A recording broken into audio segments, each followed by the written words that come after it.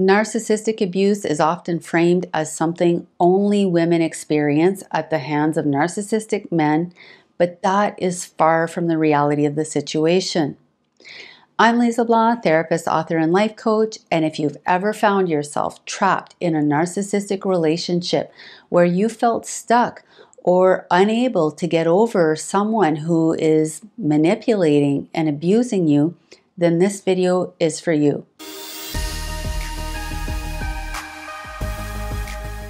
If you've ever asked yourself, why can't I just leave? Why do I keep going back? You need to know that you're not stupid, weak, or lacking courage. You're trauma bonded, and a female covert narcissist uses several manipulation tactics to keep you hooked and psychologically dependent on her approval and validation. Number one is she has hijacked your reward system. So in the beginning of the relationship, she love and sex bombs you, giving you intense affection, compliments, lots of sex, and promises of a perfect future together. This creates a rush of dopamine, making you feel excited, alive, and on top of the world. And this makes you feel incredibly special, loved, and appreciated, and gets you addicted to the highs that you feel when you're around her.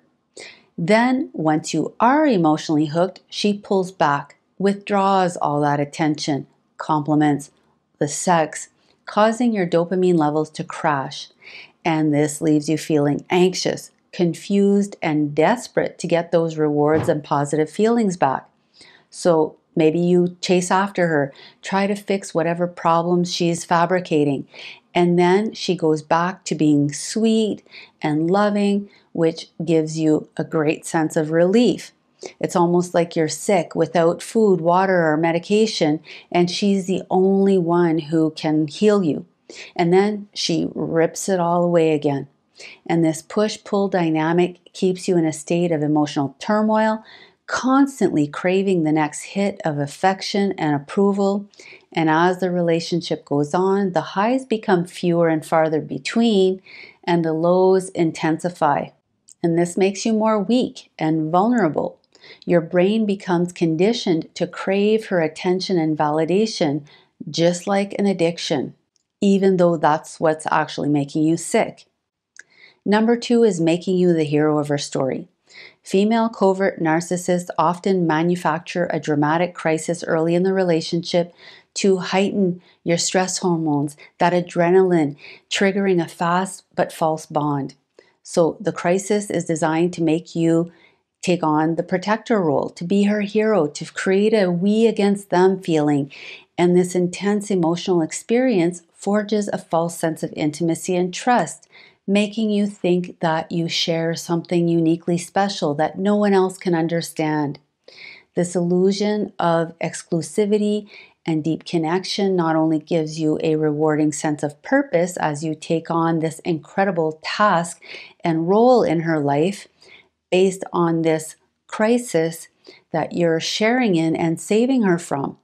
So this increases your attachment to her, which makes you more willing to overlook her manipulative behavior, even when things get outrageously abusive. Number three is isolating you from your support system. A female covert narcissist is notorious for isolating you from your friends and family. She will create division, conflict, and mistrust by subtly planting seeds of doubt in your mind about your loved ones, trying to convince you that they don't care about you, they're trying to control you, you can't trust them, or often by saying that they've done something hurtful to her and now you have to protect her against them, essentially painting them the villains. Over time, she cuts you off from your family and friends by pitting you against them, or vice versa. Sometimes, when a narcissist can't turn you against your loved ones, she will adopt an overly friendly and charming persona, using manipulation tactics to plant seeds of doubt in their minds, trying to turn them against you and get them on her side. She may also bring in other people into the dynamic to stir up conflict, insecurity, and competition, All of this to isolate you so you become more and more dependent on her approval and validation. Number 4 is fear and intimidation. A female covert narcissist will quickly figure out what you fear most and then use this to manipulate you, always reminding you what you're going to lose and how your worst fears are going to come true if you don't comply and submit and give her what she wants when she wants it.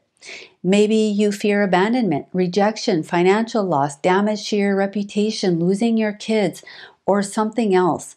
But once they figure out what you are most afraid of, they will amplify this fear and exploit you to no end, using your fears as leverage to keep you working hard to meet her demands.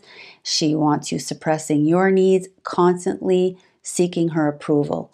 And the more you give, the more it reinforces your fears, making you believe that the only way to avoid disaster is to remain compliant, even if it means sacrificing your own well-being. Number 5 is breaking down your sense of self. When you're constantly being criticized, invalidated, and devalued, you start to lose sight of your own needs, values, and boundaries. Your sense of self gets blurry as you begin to see the world through her distorted lens. Over time, the narcissist's words and behaviors chip away at your sense of self-worth and your sense of self. Every insult, every dismissal of your thoughts, feelings, needs breaks you down systematically, and you start questioning your own worth until one day you're not sure where you end and where the narcissist begins. Number 6 is gaslighting, which is the twisting of your reality. It's a series of subtle tactics that make you question your own perceptions, feelings, memories, judgments, and even your sanity. A narcissist twists facts, denies events, rewrites history, and leaves you in a state of confusion. Over time, you start wondering if you're imagining things, overreacting, or if your memory is faulting or your brain just isn't working right. Gaslighting creates a vicious cycle of confusion where you gradually lose touch with your own instincts, your own logic, your emotions, making you more and more reliant on your abuser to interpret reality for you. Number 7 is cognitive dissonance. And this happens when you are holding two conflicting beliefs at the same time, and it causes intense mental discomfort. In a narcissistic relationship, you will experience a huge conflict between the version of them that you met when you were falling in love and the actual person in front of you who is critical and cruel. There may be many discrepancies like this that your brain just can't reconcile, and she will capitalize on your confusion by manipulating you into believing that if you just try harder, behave better, or make more sacrifices, you could win back the loving version of her that you once knew. And this keeps you trapped in a cycle of self-doubt and denial. Your brain tries to make sense of all the inconsistencies, but there is no logical solution. The explanation is narcissism. But it's like your brain won't accept the truth because this conclusion is just too painful. So you keep trying to solve a puzzle where the pieces don't fit together, and you try to force them into place, thinking that the picture will eventually make sense. This mental discomfort caused by cognitive dissonance is exhausting because, again, you're stuck in a loop trying to figure them out and make sense of their behavior using your own logic. Number 8 is the hope for change. Unfortunately, hope can keep you stuck, wasting years of your life praying that the narcissist will change, that they'll go back to being the person you fell in love with, that things will be different this time, that if you work a little harder, everything can go back to the way it used to be, or you can achieve that ideal fantasy future that you've talked about. But in reality, a narcissist has a very predictable pattern, and although they show moments of kindness or affection, these are not signs of real or long-lasting change. They're part of the cycle of abuse, and it gives you false hope, keeps you invested in a relationship that is emotionally and psychologically damaging. Number 9 is identifying with the abuser. Guilt is a powerful emotion in abusive relationships, and you might feel like you owe it to your narcissistic partner to stay and endure her abuse, thinking that you're the only one who can help her. But the truth is, you're not helping. Narcissists thrive on your sense of obligation, guilt, responsibility, and your loyalty to them. The guilt you feel is often a product of their projections, blame shifting, and gaslighting. They got you to take on the role of being their hero, and they made you believe that you'd be an ultimate failure if you abandoned them.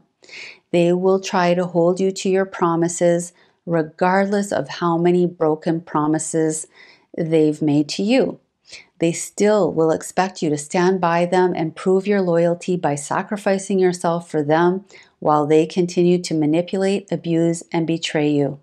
You might rationalize or minimize the abuse you're experiencing, blaming it on their childhood trauma or mental health struggles. And you might start believing that they're not responsible or they can't help themselves. It's just so sad. Or maybe you start believing that you actually are to blame, that you said or did things to deserve this type of abuse, that it is your fault. And this creates a dangerous dynamic where you have more empathy for them than you have for yourself, causing you to tolerate far more abuse than you ever should or would under normal circumstances. And now, I am not saying that people don't deserve empathy and support, but if they're not taking responsibility for their abusive behavior and making heroic efforts to change it, then your empathy is actually enabling them. Number 10 is your survival instincts. Ironically, your own survival instincts can keep you tethered to a narcissist.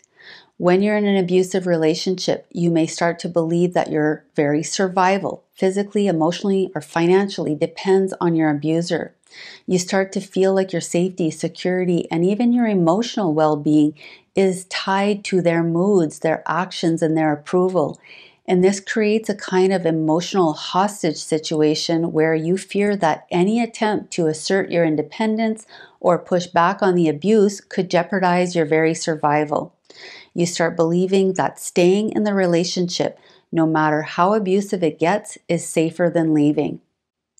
If you are in this situation, please consider reaching out to a therapist who specializes in narcissistic abuse. You may also want to look into my toxic relationship recovery program that I linked in the description section of this video. Thanks so much for watching. If you found this content helpful, please take a moment to like, share, and subscribe. And to learn more about how to break a trauma bond, click on the link above.